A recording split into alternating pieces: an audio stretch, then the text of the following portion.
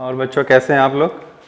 तो आज हम लोग 9th क्लास का आप लोगों का शुरू कर रहे हैं साउंड। ठीक है, तो साउंड का ये आपका लेक्चर नंबर 1 है। तो दिस इज योर लेक्चर 1। और क्या पढ़ेंगे हम लोग? तो हम लोग पढ़ेंगे अब इसमें साउंड। देखिए साउंड जो है बहुत सिंपल है। आपका एक क्वेश्चन आपके एंट्रेंस में आता है, ठीक है, बहुत ज़्यादा टफ नहीं होता है, इजी है, ज़्यादा फॉर्मूले भी नहीं है, ठीक है, थोड़ा न्यूमेरिकल एनालिसिस भी है और थोड़ा सा आपका इसमें थ्योरी भी है। ठीक है, तो हम लोग इसमें पढ़ते हैं। देखिए साउंड एक्चुअल में क्या है, तो आप लोगों ने पढ़ा ही होगा साउंड क्या होता है। तो इसको हम लिख सकते हैं किस तरह से, it is a form of energy which enable us to hear the surrounding। ठीक, यानी हमारा ये जो साउंड एनर्जी जो होता है, मतलब साउंड जो होता है एक तरह का क्या है, it is a form of energy which enable us to hear the surrounding. यानी हमारे जो आसपास चीजें हैं उनको हम सुन पाए, ठीक है, उसके लिए हमें क्या है, एनर्जी है। विद द हेल्प ऑफ, यहां पे एक और चीज को हमें लिखना पड़ेगा, with the help of ear. किससे हम ऐसा कर पाते हैं? ईयर से। तो ear just like as a sense, मतलब वो आपको ये बताएगा कि वहां पे साउंड है या नहीं है। ठीक है, अगर हमारा ईयर खराब हो जाए तो हमें ये जो इनेबल है, हम क्या हो जाएंगे, इसमें डिसेबल हो जाएंगे, यानी हमें साउंड का पता नहीं चलेगा कि वो है या नहीं है हमारे पास। ठीक है, ईयर बहुत ही स्पेशल ऑर्गन है आप लोगों का। It is called also as an sense organ, ठीक है, जो आपको सेंस करता है प्रेजेंस ऑफ साउंड को, ठीक है, और उसको डिटेक्ट भी कर लेता है। ठीक है, तो ये चीज आपका साउंड में आ गया। अब बात ये आती है, साउंड को पढ़ने से पहले हम लोगों को पढ़ना होता है वेव। ठीक है, व्हाट इज अ वेव। तो हम लोग वेव को थोड़ा देखते हैं क्या होता है। ठीक है, इसको लिख लीजिए पहले जल्दी से, हम लोग इसमें स्टडी करते हैं वेव। चलिए आइए देखिए। अब देखिए हमें इसमें क्या करना है, हमें वेव के बारे में स्टडी करनी है। ठीक, देखिए तो वेव, तो अगर हम वेव की बात करें, वेव, तो वेव क्या होता है? वेव एक डिस्टरबेंस होता है किसी भी मीडियम में, जिसकी वजह से आपकी एनर्जी एक जगह से दूसरी जगह क्या होती है, ट्रांसफर होना शुरू हो जाती है थ्रू अ मीडियम। किसी मीडियम के जरिए वो क्या कर रही होगी, ट्रांसफर करना शुरू कर देती है। तो हम लोग क्या लिख रहे हैं, वेव क्या है, it is the disturbance, it is the disturbance in the medium. ठीक, it is the disturbance in the medium which propagate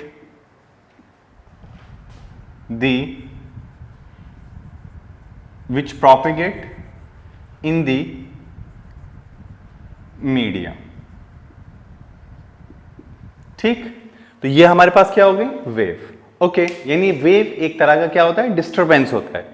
जैसे उसमें डिस्टरबेंस आते हैं तो हमारा क्या होता है, दूसरी बात हमें क्या याद रखनी है, medium particle start to oscillate.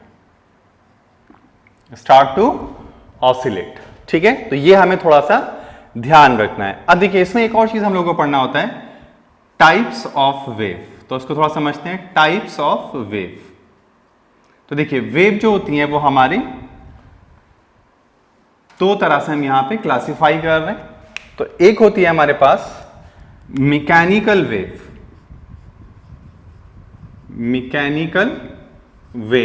एक होती है नॉन मैकेनिकल। अब देखिए मैकेनिकल वेव में अगर हम बात करें, मैकेनिकल वेव, तो हमें क्या याद रखना है, रिक्वायर्ड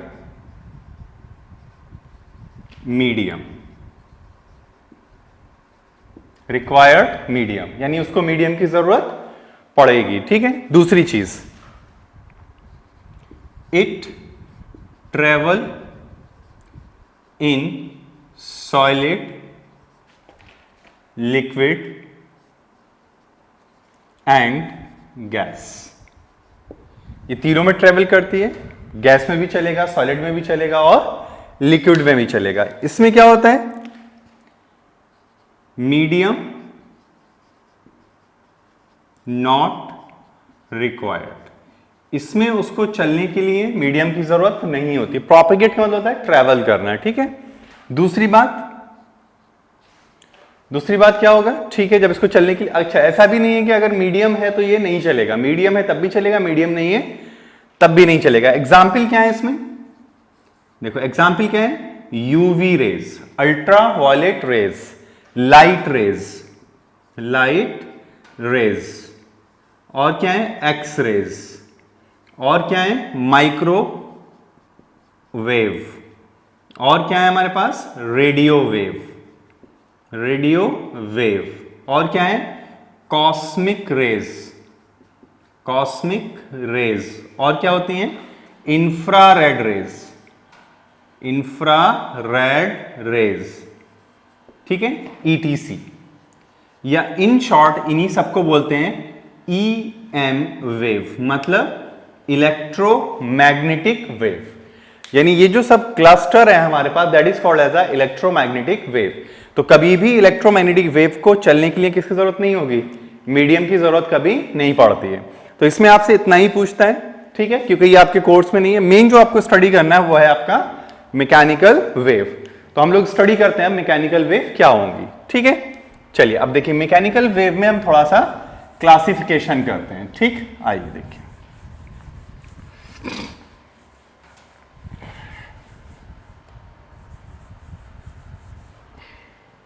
देखिए, हम लोगों को इसमें जो पढ़ना है वो है आपका,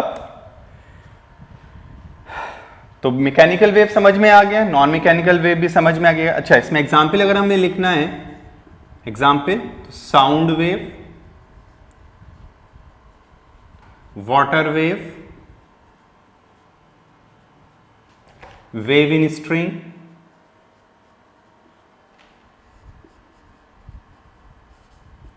वेव इन कंप्रेस्ड और स्ट्रेच्ड स्प्रिंग, ETC। ये आपको थोड़ा सा याद रखना है। क्लियर है बात? चलिए अब आगे बढ़े इसमें। चलो देखो, अब हमें जो इसमें स्टडी करना है वो है हमारे पास properties of properties of a wave. तो देखिए, प्रॉपर्टीज या कैरेक्टरिस्टिक ऑफ अ वेव, यानी एक वेव के पास क्या क्या होता है, इसको समझते हैं अब हम, ठीक है। आइए देखिए,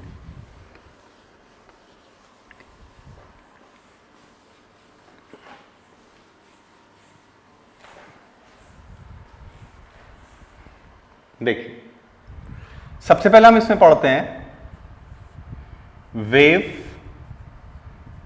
वेवलेंथ से पहले हम लोग पढ़ लेते हैं इसमें एम्पलीट्यूड। क्या पढ़ते हैं हम लोग? एम्पलीट्यूड। तो देखिए, एम्पलीट्यूड एक्चुअल में क्या होता है? एम्पलीट्यूड का मतलब है कि कोई भी पार्टिकल अपनी मीन पोजीशन से मैक्सिमम डिस्प्लेसमेंट जो करेगा वही क्या कहलाएगा? आपका एम्पलीट्यूड। तो क्या है आपका इसमें? Maximum displacement of medium particle, ठीक, फ्रॉम मीन पोजीशन। कहां से? मीन पोजीशन से। इसको किससे दिखाते हैं हम लोग? Capital A. ओके, दूसरी चीज, ये बात समझ में आ गया। एक और चीज, इसका एसआई यूनिट क्या होता है? SI unit is metre. SI unit क्या होता है इसका? मीटर। ओके, दूसरी बात इसके अंदर होती है आप लोगों का वेवलेंथ। क्या होती है? वेवलेंथ। ठीक है, अब देखिए वेवलेंथ क्या है? वेवलेंथ का मतलब यह है कि आपका एक वेव अपने आप को जब रिपीट करती है तो जितना डिस्प्लेसमेंट चलती है वो क्या कहलाती है? उसकी वेवलेंथ। तो हम लोग क्या लिखेंगे? the length travel by a wave to repeat itself। ठीक, उसे हम क्या कहते हैं? वेवलेंथ। वेवलेंथ का यूनिट क्या, सिंबल क्या है? लैम्डा। अब देखिए वेवलेंथ को पहचानोगे कैसे? तो अगर मान लो कि ये मेरे पास इस तरह से एक वेव चल रही है सपोज, तो रिपीटेशन क्या होगा? रिपीटेशन का मतलब है देखो ऐसा यहां पे क्या हो रहा है, ऐसे हो रहा है, ऐसा कब आ रहा है? तो ये आ रहा है मेरे पास, ये तो ये जो लेंथ है मेरी, दिस इज कॉल्ड लैम्डा। इसे क्या बोलेंगे हम लोग? लैम्डा बोलेंगे। या अगर आप ये बोलें कि हम यहां पर देख रहे हैं, तो बताओ ऐसा कब आ रहा है? तो आप बोलेंगे यहां पे आ रहा है, ये रहा, तो ये क्या हो गया हमारे पास? दिस इज योर लैम्डा, तो ये भी लैम्डा कहलाएगा। समझ रहे हैं ना बात को? तो दिस इज द वेवलेंथ। ठीक है, अभी पढ़ेंगे क्रस्ट है, ट्रफ है, क्या है। ठीक, चलिए ये दो बात समझ में आ गई। तीसरी चीज है हमारे पास टाइम पीरियड। तीसरी चीज हमें क्या पढ़ना होता है? Time period. तो वो समझते हैं। टाइम पीरियड को हम कैपिटल टी से दिखाते हैं। देखिए टाइम पीरियड का मतलब ये होता है कि how many cycles, sorry, time taking to produce one complete oscillation या वन कंप्लीट वेव या वन कंप्लीट साइकिल। तो क्या है? क्या है? Time required to produce one complete wave और ऑसिलेशन और साइकिल्स। ठीक है, इसको हम लोग क्या बोलते हैं? Time period. टाइम पीरियड जो होता है इसकी एसआई यूनिट होती है, एसआई यूनिट, इसका तो आप समझते ही होंगे, एसआई यूनिट इज सेकंड। क्या है? Second. Then how we can define? मैं अगर आपसे ये बोलता हूं, मैं आपसे अगर बोलूं कि बताइए क्या है, मैंने बोला कि 5 वेव वो मान लीजिए 2 सेकंड में प्रोड्यूस कर रहा है। कितनी सेकंड में? 2। तो मैंने आपसे बोला कि बताओ एक वेव कितना देर में प्रोड्यूस करेगा? तो आप बोलेंगे वन वेव कितनी देर में प्रोड्यूस करेगा? 2/5 सेकेंड। कितना आ गया? 0.4 second. This is your time period. This is what? Your time period. तो अगर मैं आपसे बोलूं कि an wave produces in t second, then what is the time period? तो आप बोलेंगे time period is equal to t/n second. ये बात समझ में आया? Number of waves divided, total number of waves कितनी प्रोड्यूस हुई, कितनी देर में हुई, तो उसमें यूनिटरी मेथड लगा के हम उसको चेक कर लेंगे। क्लियर बात? चलिए अब आगे बढ़े। ठीक है, देखो नेक्स्ट क्या है हमारे पास?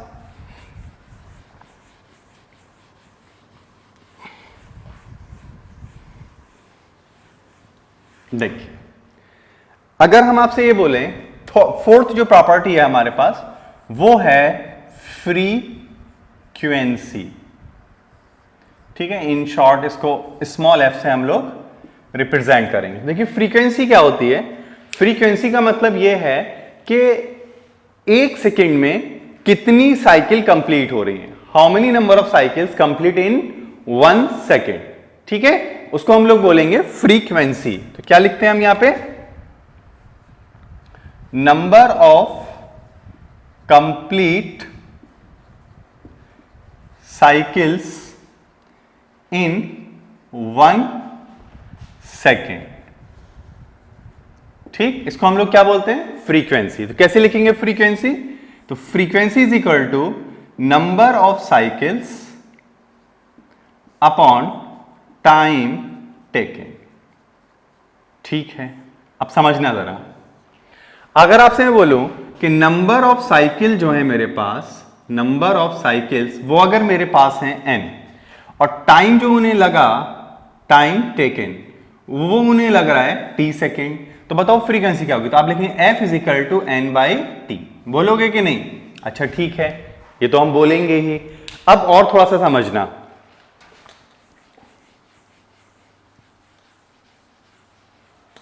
देखो एक चीज और समझते हैं इसमें। अगर ये है हमारे पास तो हम ये कह सकते हैं, क्या हम इसको ऐसे लिख सकते हैं कि नहीं? देखो क्या है, f इज इक्वल टू क्या है? n/t। मैं लिख सकता हूं f is equal to n/n upon t/n। तो ये क्या आ गया 1/t/n, और इसको अभी तुम लोग जान रहे हो क्या है, टाइम पीरियड। तो what you have to write, तो f is equal to 1/t। तो हम इसको ये भी कहते हैं frequency is equal to the reciprocal of the time period of the wave. तो इसकी SI यूनिट क्या होती है, SI यूनिट इज क्या होगी बताओ, हर्ट्ज, और क्या लिख देते हैं कभी कभी पर सेकेंड, क्योंकि टाइम से उसको निकाल सकते हैं, लेकिन SI यूनिट हर्ट्ज ही होगी इसकी। ठीक है, इन शॉर्ट इसको कैसे लिखते हैं हम लोग, कैपिटल H स्मॉल z। चलिए अब देखिए इसमें नेक्स्ट हम लोगों को क्या करना है, नेक्स्ट हमें पढ़ना है इसमें स्पीड। ये लास्ट प्रॉपर्टी है इसकी, स्पीड हम लोगों को पढ़ना है। तो फिफ्थ इसमें जो प्रॉपर्टी है इसकी वो है स्पीड। ठीक, तो स्पीड क्या होता है, डिस्टेंस अपॉन टाइम। तो क्या लिखेंगे, speed is equal to distance upon time. अब ध्यान से देखना, तो अगर मैं आपसे बोलूं कि टाइम जो मेरा लग रहा है वो कितना लग रहा है, वो कितना लग रहा है t। अगर टाइम मेरा t लग रहा है तो बताओ कितना लेंथ चला होगा, तो डिस्टेंस वो चला होगा लैम्डा। कितना चला होगा, लैम्डा। तो व्हाट इज द स्पीड, तो लैम्डा अपॉन t। एक तो फॉर्मूला ये आ गया, ये हमें याद रखना है। दूसरा 1/t को हम क्या लिख सकते हैं, f। तो हम लोग क्या लिख सकते हैं, v is equal to lambda into F. ये दूसरा फॉर्मूला हो गया। बस ये दो फॉर्मूले ही आपके इसमें काम करते हैं, और कोई फॉर्मूला तुम्हें मेमोराइज करने की ज्यादा जरूरत नहीं पड़ेगी। लिख लो इसको जल्दी से जरा।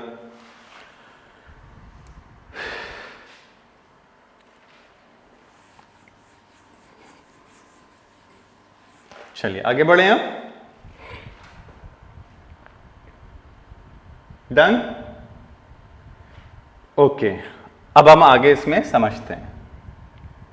ठीक है, चलिए देखिए न्यूमेरिकल इसी पे आएंगे, भी देख लेंगे न्यूमेरिकल्स को। अब देखिए अगर हम मैकेनिकल वेव की बात करें, टाइप्स ऑफ मैकेनिकल वेव, तो ये दो तरह की होती हैं।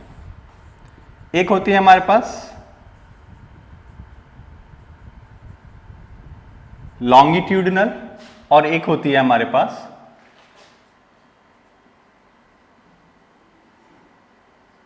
ट्रांसवर्स। लॉन्गिट्यूडनल और ट्रांसवर्स। अब देखो अगर हम लॉन्गिट्यूडनल की बात कर रहे हैं कि लॉन्गिट्यूडनल में बताइए, तो लॉन्गिट्यूडनल में क्या होता है कि मीडियम पार्टिकल, ठीक है, जब डिस्टरबेंस आएगा तो medium particle vibrate in the direction to and fro about its mean position in the direction of wave. यानी वेव जो है उसी के पैरेलली वो क्या करने लगते हैं, ऑसिलेट करेंगे। यानी अगर ये मेरे पार्टिकल्स हैं, ये इस तरह से, these are our medium particles, और अगर मेरी वेव आ रही है, इसमें क्या आ रहा है, डिस्टरबेंस अगर आ रहा है हमारा इसमें, तो क्या होगा, तो देखिए, तो हम ये कह सकते हैं कि हमारा जब वेव आएगा, मान लीजिए ये मेरा वेव जा रहा है इस तरह से, this is propagation of wave, तो ये particle to and fro motion करेंगे। ऐसे क्या करेंगे, टू एंड फ्रो मोशन। तो इसको हम लोग बोलते हैं लॉन्गिट्यूडनल वेव। तो हम क्या लिखेंगे, क्या लिखेंगे, medium particle oscillate to and fro about its mean position. ठीक, ओके, एग्जाम्पल क्या है, तो एग्जाम्पल जो है हमारे पास उसको समझते हैं। तो एग्जाम्पल हमारे पास इसमें जो है वो है हमारा साउंड वेव, स्ट्रेच्ड मेम्ब्रेन, ठीक, ETC। तो ये हमारे पास एग्जाम्पल हो गए। और आप ये भी कह सकते हैं इन स्लिंग की अभी देखेंगे स्लिंग की क्या होता है, स्लिंग की ETC, ये है हमारे पास। अब इसमें क्या क्या होते हैं, तो देखिए इसमें दो चीजें बनाता है ये, एक बनाता है कंप्रेशन और एक बनाता है ये रेयरफैक्शन। क्या बनाता है, रेयरफैक्शन। अब समझते हैं जरा कंप्रेशन और रेयरफैक्शन क्या होता है, एक एक पॉइंट इसमें लिखते चले जाएंगे। देखो अगर मेरे पास ये नॉर्मल इस तरह से पार्टिकल खड़े हुए हैं, अगर इधर से कोई धक्का लगता है तो ये पार्टिकल ऐसे पास पास आ जाएंगे, तो इसे बोलते हैं कंप्रेशन। फिर ये पार्टिकल नॉर्मली खड़े रहेंगे। जब यहां पे प्रेशर कम हो जाएगा, क्योंकि प्रेशर हाई होगा तभी तो ऐसा होगा, तो जब ये दूर हट जाते हैं, यानी अब कैसा बनेगा, अगर यहाँ प्रेशर लूज कर रहे हैं तो ये दूर दूर हट जाएंगे, फिर क्या आ जाएगा, ये यहां पे पहुंच जाएगा। तो ये पहले क्या बना, रेयरफेक्शन, फिर क्या बना, कंप्रेशन, फिर क्या बना, रेयरफेक्शन। पहले क्या बना, कंप्रेशन, फिर रेयरफेक्शन, देन कंप्रेशन। तो इसमें एक बात तुम्हें नोटिफाई करनी है। क्या नोटिफाई करना है कि जब भी लॉन्गिट्यूडनल वेव फॉर्म होगी तो सबसे पहले क्या बनेगा, compression. Always compression is formed. Compression क्या होगा, हमेशा फॉर्म होगा। क्लियर? ओके। तो सबसे पहले हमें इसमें क्या याद रखना है, तो मीडियम पार्टिकल क्या हो रहे हैं, पास पास आ रहे हैं। अगर पास पास आ रहे हैं तो प्रेशर क्या होगा, हाई। तो इसमें पहली चीज क्या याद रखनी है, हाई प्रेशर। High pressure. अगर प्रेशर हाई है तो क्या हो जाएगा, हाई डेंसिटी। High density. और अगर डेंसिटी हाई है तो क्या हो जाएगा, रिड्यूस्ड वॉल्यूम। क्या कम हो जाएगा बताओ, वॉल्यूम। क्लियर? इसमें उल्टा होगा, क्या होगा, लो प्रेशर। और बताओ, अगर लो प्रेशर है तो क्या होगा, लो डेंसिटी। अगर डेंसिटी लो है तो क्या हो जाएगा, लार्ज वॉल्यूम। ठीक है, ये बात समझ में आ रही है। Then how we can represent the longitudinal wave. तो देखो, लॉन्गिट्यूडनल वेव को रिप्रेजेंट कर देता हूं मैं, यहां पे बना देता हूं। तो लॉन्गिट्यूडनल वेव को कैसे पहचानोगे, देखो लॉन्गिट्यूडनल वेव जो होगी वो ऐसे बनाई जाएगी, ठीक, लेकिन यहां पे लिखा जाएगा हाई डेंसिटी, हाई डेंसिटी, और इधर लिखा जाएगा लो डेंसिटी। तो ये थोड़ा सा आपको ध्यान रखना है। ये आपका होता है जीरो डिस्टर्बेंस लाइन। ठीक है?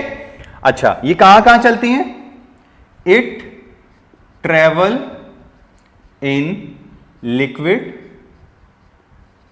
Gas and solid. ये तीनों में क्या करती है, ट्रेवल करेगी। सॉलिड, लिक्विड, गैस, तीनों में ये ट्रेवल करती है। डन? चलिए अब इसमें बात करते हैं ट्रांसवर्स वेव में। तो देखिए, ट्रांसवर्स वेव की अगर हम बात करें तो इसमें जो हमारी वेव है, अगर मान लीजिए ये प्रोपेगेशन हो रहा है, ये क्या है, propagation of wave,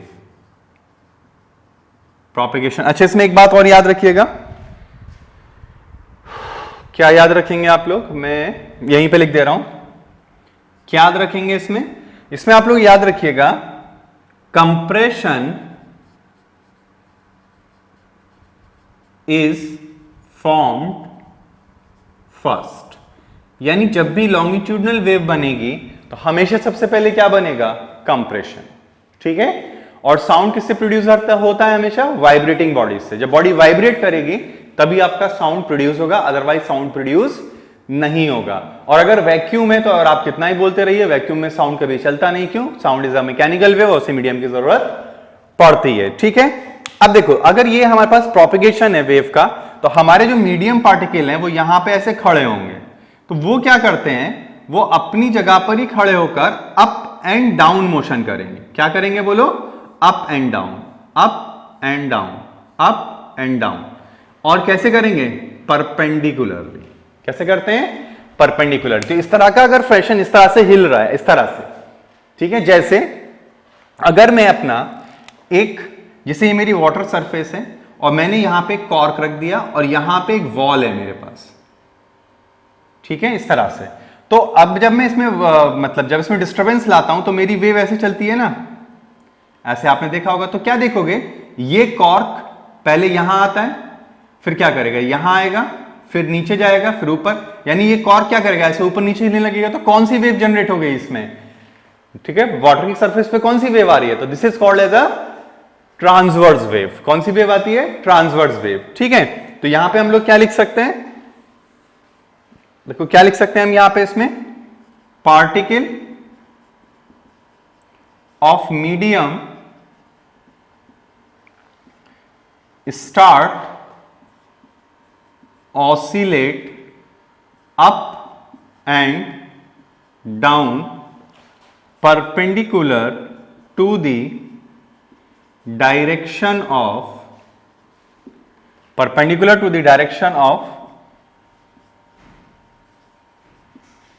propagation of wave, ये हमें थोड़ा सा ध्यान रखना है। ओके, दूसरी चीज आपको क्या याद रखनी है? दूसरी चीज आपको याद रखनी है, it travel in liquid and solid. कभी भी ये गैस में ट्रेवल नहीं करेगी, तो क्या याद रखना है? It propagate in liquid and solid, liquid and solid. ठीक है, ये हमें ध्यान रखना है। किसमें चलती है? लिक्विड एंड सॉलिड में। एग्जाम्पल अगर हम इसका देखना चाहें, एग्जाम्पल, तो एग्जाम्पल क्या होता है? तो आपका एग्जाम्पल होगा इसमें वाटर वेव, और क्या एग्जाम्पल होगा इसका बताओ? और क्या होगा? वेव इन स्ट्रिंग और वेव इन स्लिंकी। स्लिंकी दोनों प्रोड्यूस करती है, ETC। इसमें क्या क्या बनता है? तो इसमें दो पार्ट होते हैं इसके, कंप्रेशन और इसमें एक होता है क्रस्ट एंड ट्रफ। क्या क्या होता है इसमें? Crust and trough. तो जो हम्पिंग बनती है उसको क्रस्ट कहते हैं, और जो डिप्रेशन बढ़ता है उसको क्या बोलते हैं? ट्रफ। तो क्रस्ट और ट्रफ, यानी अगर हमारा वेव ऐसे चल रहा है, ये ऐसे, ये, तो इसको हम क्रस्ट कहते हैं, इसको ट्रफ, फिर इसको क्रस्ट, फिर इसको ट्रफ। तो यहां पे क्या होता है? डिस्प्लेसमेंट लिखा होगा। क्या लिखा होगा यहां पे? डिस्प्लेसमेंट। तो आप डिस्प्लेसमेंट देख के समझ जाएंगे ये कौन सी वेव आ रही है? ट्रांसवर्स। क्लियर? बनाओ इसको जल्दी से।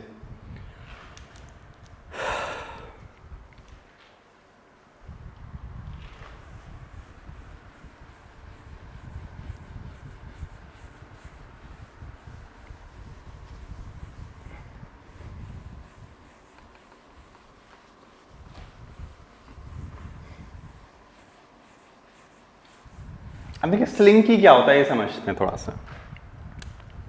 What is slinky? तो अगर हम स्लिंकी की बात करें, स्लिंकी, तो याद रखिएगा it is a soft spring. जो सॉफ्ट स्प्रिंग होती है उसी को हम लोग क्या बोलते हैं? स्लिंकी बोलते हैं। अगर उसको स्लाइटली स्ट्रेच या स्लाइटली कंप्रेस करें तो उसमें क्या होता है? वेव जनरेट हो जाएगी। जैसे अगर मेरे पास ये स्लिंकी है इस तरह से, ये देखो, ये मेरे पास ऐसे क्या है? स्लिंकी। ओके, मैंने क्या करा? मैंने इधर फोर्स लगा दिया और इधर फोर्स लगा दिया, ये मैंने फोर्स लगा दिया। जब मैं फोर्स लगाऊंगा इसके ऊपर तो ये कैसा बन जाएगा? तो ये कुछ ऐसा हो जाएगा। देखो ऐसा हो जाएगा कि नहीं? ऐसा हो गया। अब मैंने इसको रिलीज कर दिया, रिलीज। जैसे ही मैं इसको रिलीज करूंगा तो ये क्या करने लगेगा? तो ये ऐसे करने लगता है, ये। तो ये क्या है? Compression, rarefaction, compression, rarefaction. क्या बन गया बताओ? तो ये आपका बन गया व्हाट? जल्दी बोलो। तो ये हमारा बन गया लॉन्गिट्यूडिनल वेव। अब देखो एक और चीज, तो लॉन्गिट्यूडिनल वेव आ गया। अब अगर हम इसको ऐसे करें, देखो अगर मैं इसको ऐसे यहां पर ऐसे मैंने इसको फिक्स कर रखा है और ऐसे मेरे ये हाथ में इस तरह से किसी ने पकड़ रखा है। अब यहां पे उसने जर्क दे दिया। क्या दे दिया बताओ? जर्क। जैसे इसको जर्क देगा या इंपल्स देगा तो क्या बनेगा? ये देखो ऐसे करने लगेगी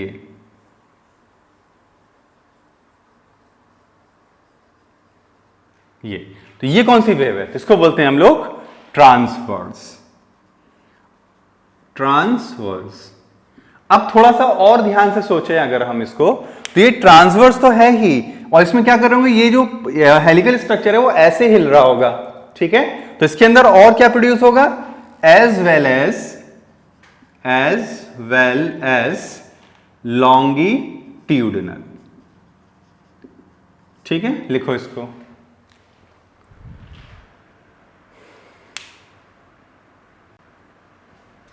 ठीक है, तो ये क्या हो गया हमारे पास? ट्रांसवर्स भी हो गया एज वेल एज लॉन्गिट्यूडिनल भी हो गया, ये आ गया हमारे पास। अब इसको और समझते हैं। देखिए, तो ये बात समझ में आ गया। तो स्लिंकी क्या कर सकती है? तो slinky will produce transverse as well as longitudinal. तो इस केस में ट्रांसवर्स और लॉन्गिट्यूडिनल दोनों प्रोड्यूस करेगा, लेकिन मोर डोमिनेटिंग कौन होगा? ट्रांसवर्स। इस केस के अंदर कौन करेगा? सिर्फ लॉन्गिट्यूडनल वेव ही जनरेट होगी, इसमें ट्रांसवर्स नहीं होती। ठीक है, तो ये तुमसे पूछ सकता है कि स्लिंकी क्या क्या कौन कौन सी वेव जनरेट कर सकता है, तो वो ट्रांसवर्स भी करेगा और लॉन्गिट्यूडनल भी करेगा। ठीक है, चलिए आगे बढ़े आप, आइए देखिए।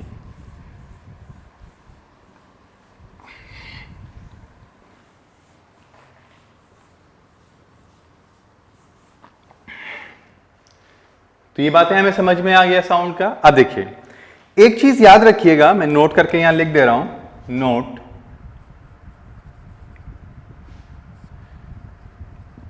वेव ओनली, अभी यही याद रखना है तुम्हें, वेव ओनली ट्रांसफर्ड और carry the energy not matter. क्या नहीं कैरी करता? ये कभी भी मैटर कैरी नहीं करेगा। ये बात समझ में आ रही है तुम्हें? ओके, अब देखो, अब इसमें बात आती है कि स्पीड ऑफ साउंड, यानी अगर हम स्पीड ऑफ साउंड की बात करें तो किस किस बात पे डिपेंड करता है। ठीक है, तो चलिए समझते हैं, आइए देखिए, मिटा दें इसको। ओके, देखो अगर हम स्पीड ऑफ साउंड की बात करते हैं क्योंकि वो किस किस बात पे डिपेंड करेगा, तो उसको समझ लेते हैं, आइए देखिए। तो देखिए, factors on which speed of sound is depend.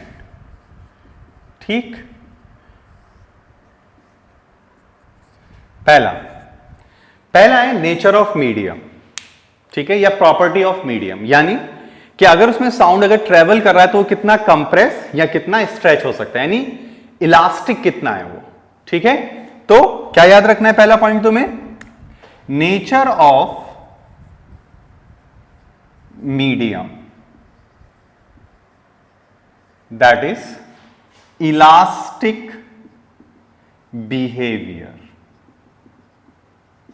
ठीक है, दूसरी बात, टेम्परेचर। किस पे बात करता है? टेम्परेचर। तो टेम्परेचर पे क्या होता है? तो V increases as temperature increases. V क्या करता है? इंक्रीज करता है। टेम्परेचर डिक्रीजेस तो V क्या करता है? डिक्रीजेस। ठीक है, ये ध्यान रखना है। तीसरी चीज, ह्यूमिडिटी। ह्यूमिडिटी, तो ह्यूमिडिटी में आपको याद रखना है कि V ड्राई एयर में कम होती है as compare to V in humid या मॉइस्ट एयर। ठीक, क्यों ऐसा होता है? क्योंकि डेंसिटी ऑफ ड्राई एयर ज्यादा होती है as compare to density of humid air. ठीक है, समझ रहे ना बात को? तो ये थोड़ा सा हम लोगों को ध्यान रखना है। ठीक है, तो ये चीज आपको मेमोराइज कर लेनी है। तो ह्यूमिड एयर में ज्यादा चलता है और इसमें कम चलेगा। ठीक है, चलिए आगे बढ़े अब हम। तो यहां पे मैं तुमसे एक सवाल पूछ रहा हूं, उसके बारे में आप लोगों को जवाब देना है। ठीक है, इसको मिटा। ठीक है, ये तीनों फैक्टर हो गए। नेचर ऑफ मीडियम में ये भी है कि सॉलिड, लिक्विड, गैस, तो आप थोड़ा सा ये याद रखिएगा इसमें, V इन सॉलिड ज्यादा होती है V इन लिक्विड, और ये होगी V इन गैस, क्योंकि मीडियम पार्टिकल गैस में बहुत दूर दूर होते हैं, इसलिए एनर्जी को ट्रांसफर होने में थोड़ा टाइम लगेगा। ठीक है, बनाओ उसको जल्दी से।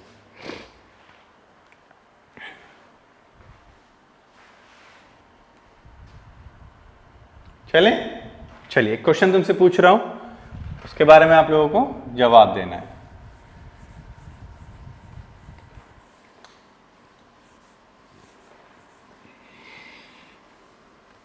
देखिए आइए समझते हैं।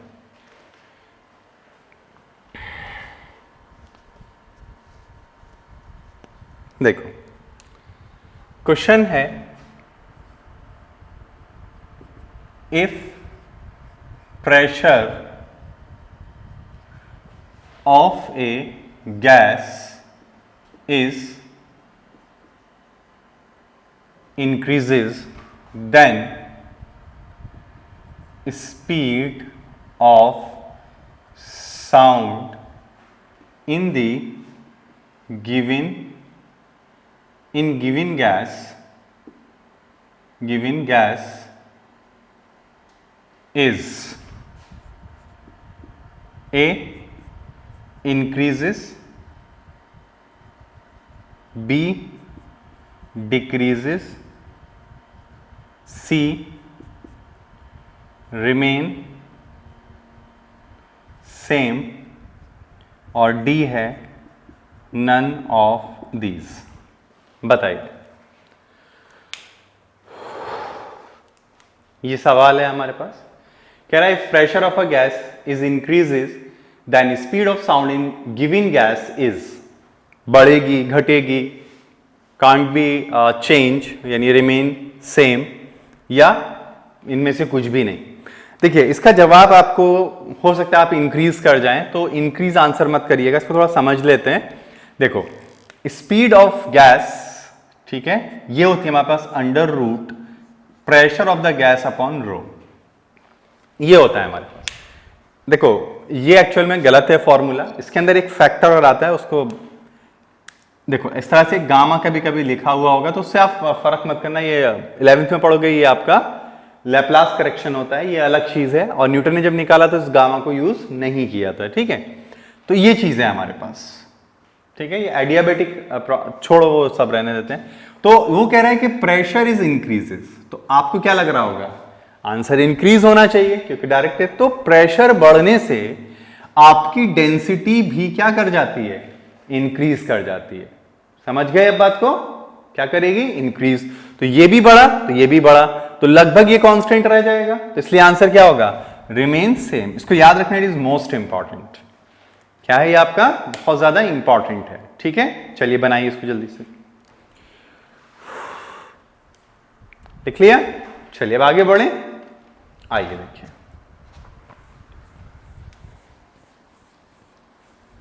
एक और चीज समझते हैं।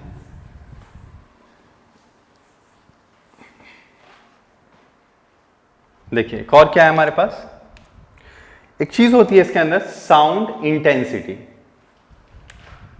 Sound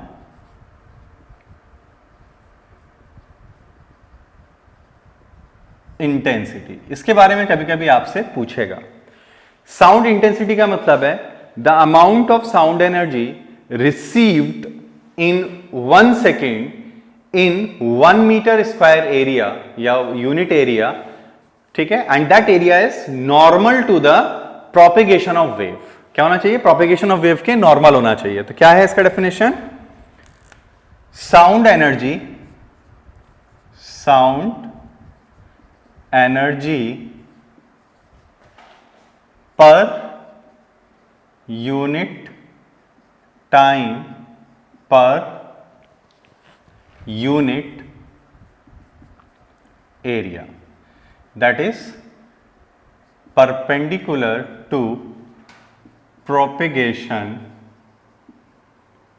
of wave। वेव जिधर चल रहा है उसके परपेंडिकुलर होना चाहिए, ठीक है। तो अगर हम इंटेंसिटी को आई से लिख दें तो क्या लिखेंगे हम लोग, बताओ। तो energy upon time into area, ये हमारी इंटेंसिटी ऑफ साउंड होती है, ठीक है। अब it is a measurable quantity, yes it is measurable. तो क्या याद रखना है हमें, it is measurable, it is a physical quantity and measurable इसको हम क्या कर सकते हैं, मेजर्ड भी कर लेंगे, ठीक है। अच्छा यूनिट के बारे में पूछेगा, यूनिट, तो देखो इसका यूनिट थोड़ा सा आपको ध्यान रखना पड़ेगा। देखो यूनिट क्या लिख सकते हैं, जूल पर सेकेंड पर मीटर स्क्वायर, या इसी को हम लिख सकते हैं एनर्जी पर यूनिट टाइम को क्या कहते हैं हम लोग, पावर, यानी वॉट पर मीटर स्क्वायर, वॉट पर मीटर स्क्वायर। समझ में आ रही है बात, लिखो जल्दी से इसको।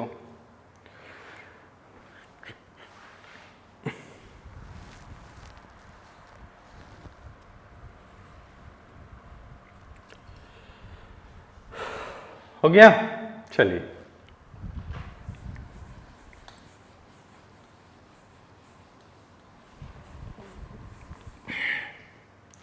आइए और थोड़ा चीजों को समझते हैं। देखिए, अगर हम ये बोलें, देखो, एट टेम्परेचर 0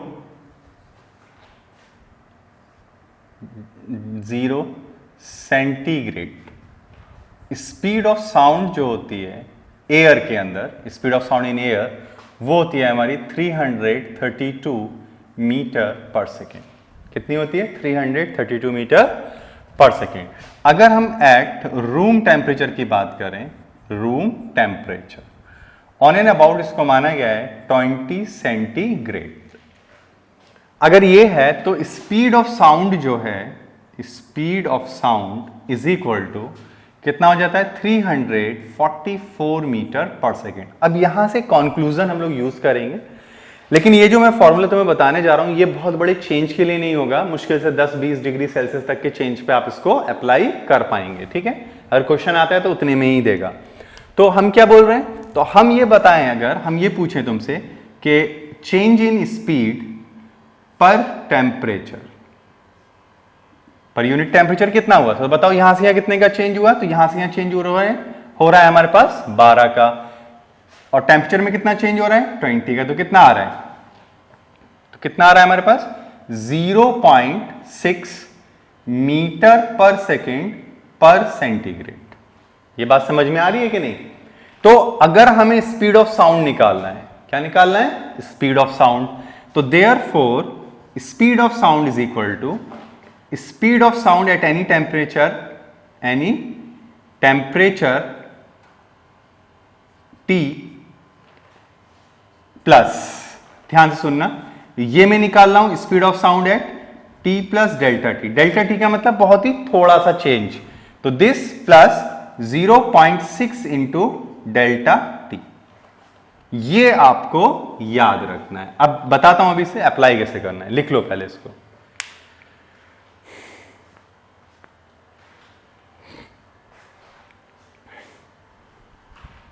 लिख लिया? आइए एक न्यूमेरिकल में तुम्हें करा देता हूं इसी के बिहाफ पे। देखिए,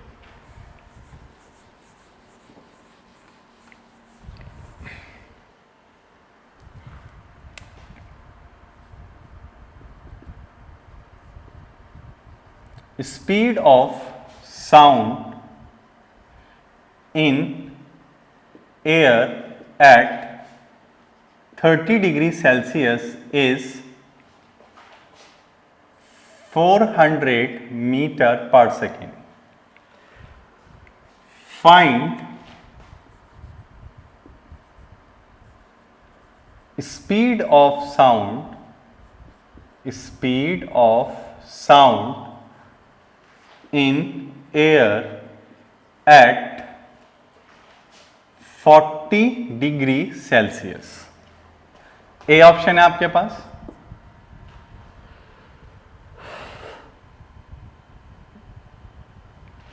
(420 metre per second), B option है 410 metre per second, C option है 450 metre per second, D option है हमारे पास 428 मीटर पर सेकेंड। बताइए, अब जब तुम जो चीज तुम्हें सिखाई गई है वही अब अप्लाई करनी है। समझना, आप देखो, हमें क्या पता है? हमें इतना पता है कि v at t plus delta t is equal to v at t plus 0.6 into delta t। अब समझना डेल्टा t वगैरह क्या है। तो यहां पे जो T है तुम्हारे पास वो 30 डिग्री सेंटीग्रेड है, और डेल्टा T जो है वो कितना होगा? तो इसमें से घटा देंगे तो कितना आ जाएगा बताओ? 10 degree centigrade. This is the meaning of that. तो हम क्या लिखेंगे? तो हम बोलेंगे देयरफॉर, इसका मतलब क्या होगा? V एट 40 डिग्री सेंटीग्रेड, यही तो पता कर रहे हैं अब हम, यानी this plus this is equal to क्या लिखेंगे बताओ? V at 30 degree centigrade plus 0.6 into 10 centigrade, तो 10 ही लिख लेंगे, वो तो कैंसिल कर देगा वहां से। ठीक है, अब तो ये कितना दिया हुआ है हमें? तो ये हमें दिया हुआ है 400 प्लस ये कितना हो गया? 6। तो आंसर कितना आ गया? 406 मीटर पर सेकेंड। तो which one is correct? Okay, इसको कर लेते हैं 406 मीटर, तो ये हमारा आंसर आ गया अप्रोक्सीमेट। लेकिन ये अप्रोक्सीमेट होगा, ध्यान रखिए, एग्जैक्ट नहीं है ये। ठीक है, बनाओ उसको जल्दी से।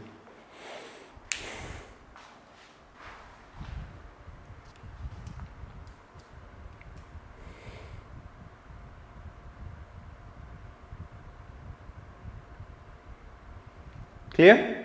आइए देखिए,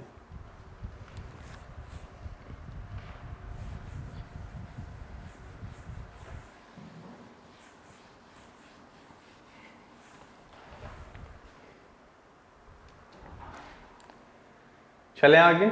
ओके, एक और चीज है हमारे पास,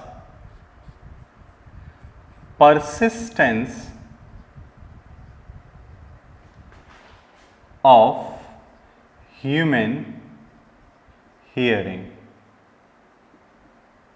ठीक है, तो इसको याद रखिएगा, इज 1/10 सेकेंड, यानी 0.1 सेकेंड। ओके, अब इसी में हमें ये पता करना होता है कि इको क्या है। तो इको कुछ नहीं है, echo is the reflection of sound या repetition of a sound at a regular interval of time, that is called as a echo. तो हम लोगों को क्या देखना है इसमें, इको हम लोगों को देखना चाहते हैं, इको क्या है। तो हम क्या लिखेंगे कि द रिफ्लेक्शन ऑफ साउंड और repetition of a sound at a regular interval is called as a echo. तो क्या हुआ ये, रिफ्लेक्शन ऑफ साउंड और रिपीटेशन ऑफ साउंड। ठीक है, इसको हम लोग क्या कहते हैं, eco.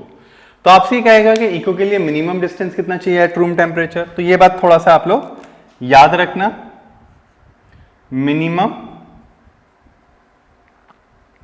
Distance for echo at room temperature is कितना होता है, 17.2 मीटर।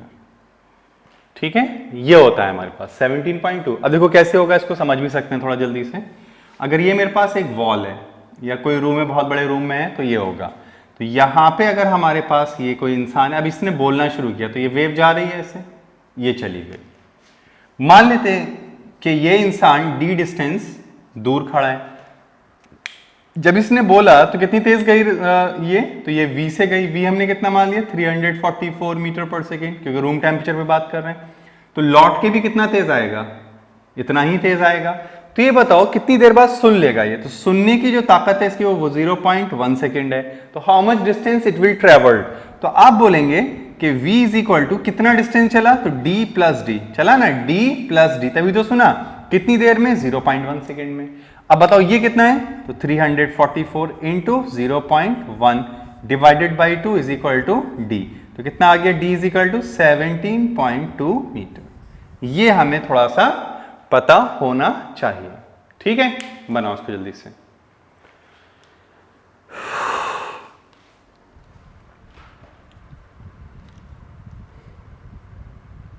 हो गया, चलिए देखिए आप आगे बढ़ते हैं इसमें। और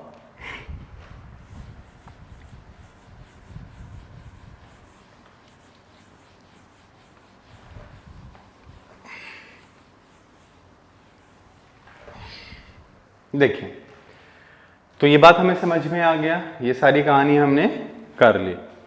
अब हमें एक चीज और समझना है कि रिफ्लेक्शन बेस्ड कौन कौन से इंस्ट्रूमेंट्स हैं।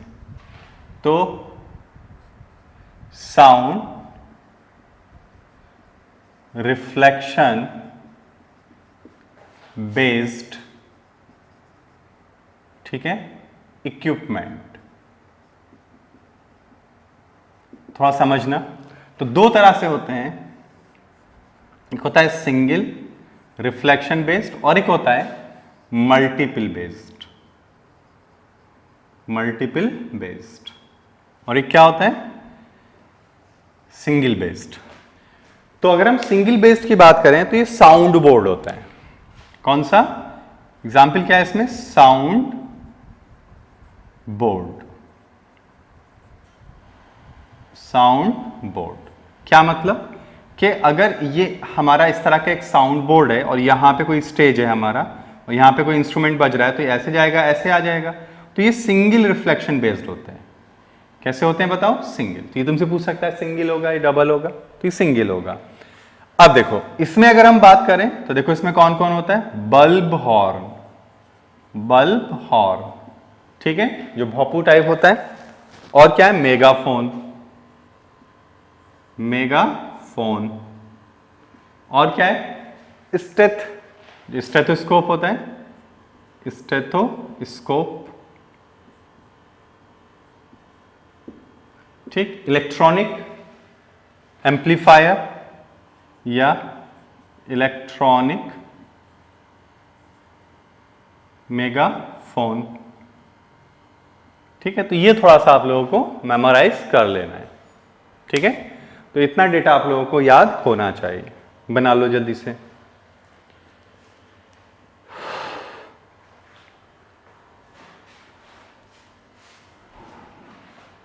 बना लिया? चलिए आइए देखिए। और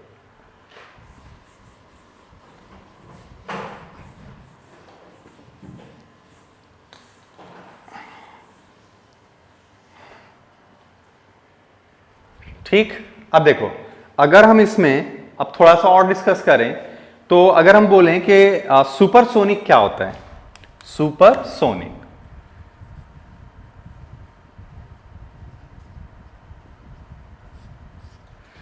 ठीक है, या इसी को हम लोग बोलते हैं, या सुपरसोनिक नहीं पढ़ रहे अभी पढ़ रहे हैं हम लोग sonic boom, sonic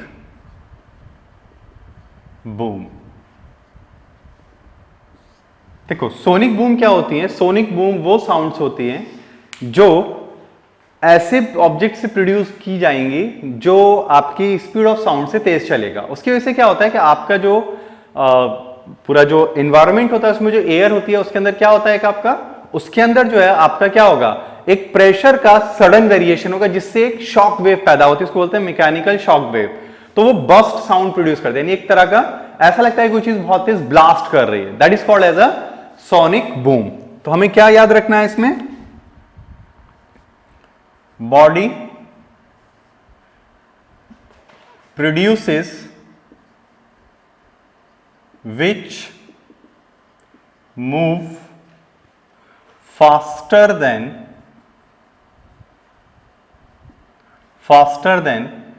speed of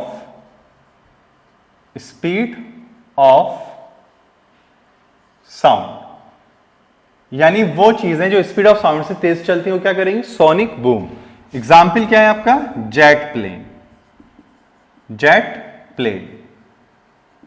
अच्छा, और क्या याद रखना है इसमें?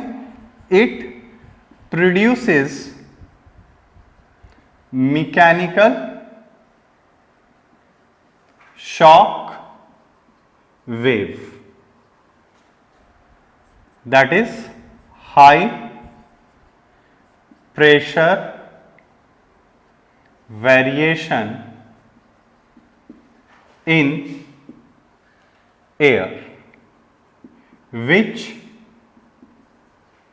causes bursting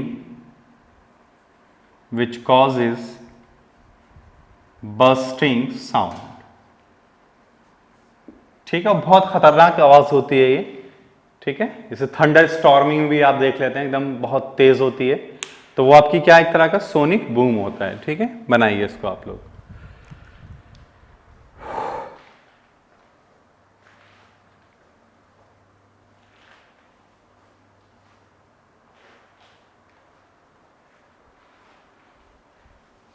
done.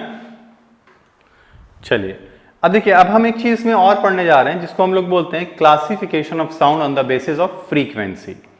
यानी जो फ्रीक्वेंसी होती है वो अगर हम फ्रीक्वेंसी के बिहाफ पे देखना चाहेंगे साउंड कितनी तरह से होता है, तो अगर उसके बिहाफ पे हम देखें तो हम ये कह सकते हैं कि हमारा जो साउंड है वो 3 तरह से डिस्ट्रीब्यूट होने वाला है। तो उसको हम लोग पढ़ने वाले हैं यहाँ पे, ठीक है। तो देखिए, classification of sound on the basis of frequency, तो उसको समझते हैं। देखिए, क्लासिफिकेशन ऑफ साउंड,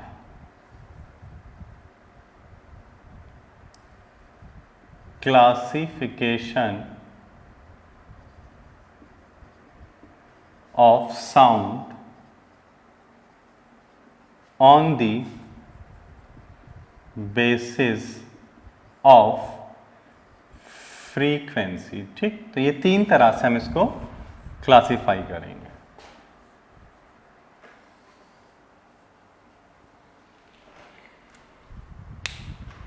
ठीक, तो देखिए, एक होता है हमारे पास इंफ्रासोनिक साउंड, इंफ्रासोनिक साउंड। एक होता है हमारे पास ऑडिबल साउंड, और एक होता है हमारे पास सुपर सोनिक या अल्ट्रा साउंड। ठीक है, ये आप बहुत फेमस भी होंगे अल्ट्रा साउंड के नाम से। ठीक है, तो ये हमें थोड़ा सा याद रखना है। अब देखिए, सुपरसोनिक में क्या होता है, फ्रीक्वेंसी लेस देन 20 हर्ट्ज, ये हमें ध्यान रखना है, इट इज कीवर्ड। इसमें क्या होती है फ्रीक्वेंसी, तो एक रेंज रखती है ये। ठीक है, ग्रेटर देन 20 हर्ट्ज और लेस देन 20 किलो हर्ट्ज। ठीक है, ये रेंज होती है 20 से लेके 20,000 हर्ट्ज तक ये करता है। और ये क्या होता है, greater than 20 kilo hertz, greater than 20 kilo hertz. अब देखो, इसमें प्रोड्यूसेस, कौन कौन प्रोड्यूस करते हैं, प्रोड्यूसेस, तो देखिए ऑसिलेटिंग,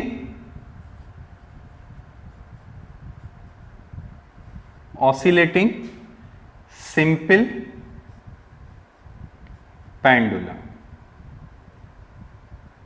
ठीक, और कौन करता है, अर्थक्वेक, अर्थक्वेक। अच्छा, हेयर कौन करेगा, तो देखिए इसमें हेयर कौन कौन करता है, इसमें हेयर करता है आपका एलिफेंट,